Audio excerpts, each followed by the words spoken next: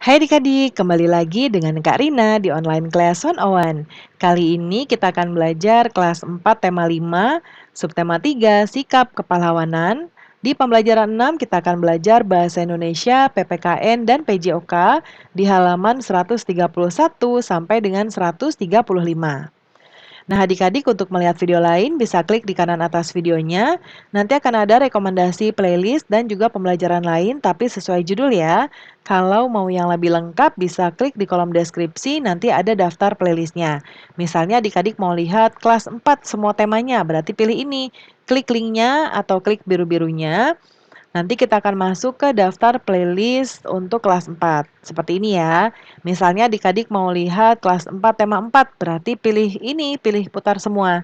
Nanti di sebelah kanan akan ada daftarnya, ini dibuat berurutan ya. Adik-adik tinggal cari aja nih, mau lihat subtema berapa, pembelajaran berapa, dan juga halaman berapa. Nah, kata Edo, banyak sikap kepahlawanan yang ditunjukkan oleh orang-orang sekitar kita. Siapa aja nih? Nah, ini ada bacaan teks, judulnya Kakek Penyelamat Lingkungan Tanpa Pamrih. Ya, ini adalah cerita, boleh adik-adik baca dulu. Ya, nanti kita akan lanjut ke pembahasan soalnya. Nah, ini juga masih ada ya, dibaca dulu.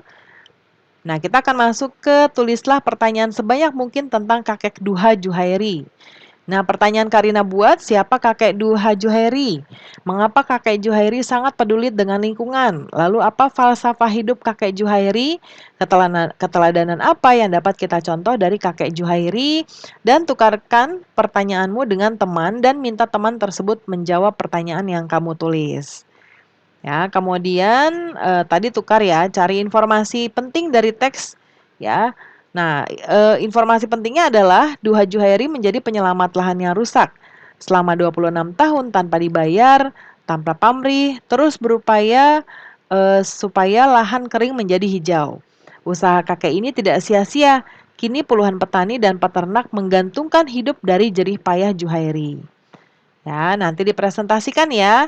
Lalu berikutnya ada satu pernyataan di sini, kakek Duha Juhairi mempunyai tanggung jawab sosial yang sangat tinggi. Tindakan yang dilakukan kakek Juhairi adalah sejalan dengan nilai-nilai yang terkandung Pancasila. Nah, jadi kita jelaskan adik-adik maksud pernyataan tadi tuh apa nih sehubungan dengan sila kelima. Nah, Karina buat di sebelah kanan, yaitu berusaha menolong orang lain sesuai kemampuan kita, menghargai hasil karya orang lain dengan tidak mengejek karyanya, menjunjung tinggi nilai kekeluargaan, lalu yang berikutnya menghormati hak dan kewajiban orang lain dan menyayangi sesama manusia. Pertanyaan berikutnya, kamu juga menerapkan sikap yang menunjukkan tanggung jawab sosial dalam kehidupan sehari-hari, khususnya terhadap lingkungan. Berikan contohnya, yaitu melakukan penghijauan di sekitar rumah, membuang sampah pada tempatnya, dan membantu korban bencana alam. Apa yang terjadi jika kita tidak mempunyai tanggung jawab sosial dalam kehidupan sehari-hari? Nah, manusia itu kita hidup sebagai makhluk sosial ya, adik-adik ya. Kita nggak bisa hidup tanpa bantuan orang lain. Nah, di sini dapat kita ketahui bahwa yang akan terjadi adalah munculnya sikap sinisme dari masyarakat, ya, dan terjadinya kesenjangan sosial. Nah, berikutnya kita akan belajar untuk memberikan pertolongan kepada orang yang cedera. Ya, yang pertama Karina buatkan contohnya rest ya, istirahat. Ya, istirahatkan segera daerah yang mengalami cedera, hentikan segala aktivitas yang dapat menimbulkan nyeri atau memperburuk bagian tubuh yang cedera. Jadi beristirahat yang pertama ya. Lalu ice itu mendinginkan bagian tubuh yang cedera. Caranya meletakkan es batu atau kantong berisi air dingin pada bagian tubuh yang cedera dengan segera untuk meminimalkan pembekakan. Lalu compression ya, lapisi daerah yang cedera dengan perban elastis atau elastic bandage. Ini dilakukan untuk mengurangi pembekakan. Lalu ada elevation. Nah, ini kalau cederanya di kaki, kakinya diangkat ya, sehingga setingkat lebih tinggi dari jantung kita. Ini akan meminimalkan bengkak yang akan terjadi. Ya.